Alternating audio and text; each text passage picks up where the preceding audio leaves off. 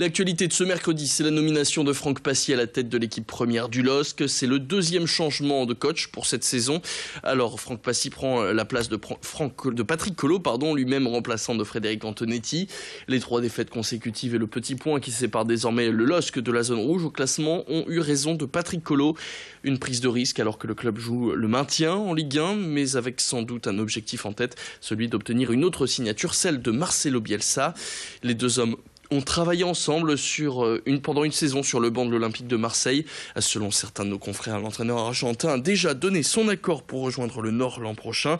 L'ancien coach de l'OM que vous voyez sur ces images a été nommé à la tête de l'équipe lilloise pour une durée de 4 mois, soit jusqu'à la fin de la saison.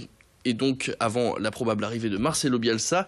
Mais avant ça, le prochain match pour les Lillois, c'est ce samedi avec un déplacement à Caen. Un match important entre le 17e et le 18e du championnat, un match qu'on appelle à 6 points. Ce mardi, Franck Passy a pu diriger sa première séance dans l'après-midi après s'être entretenu avec les joueurs. Et Louis Caillé était d'ailleurs au domaine de Luchin ce midi pour sa première conférence de presse où il évoquait justement cette rencontre plus qu'importante pour le LOSC.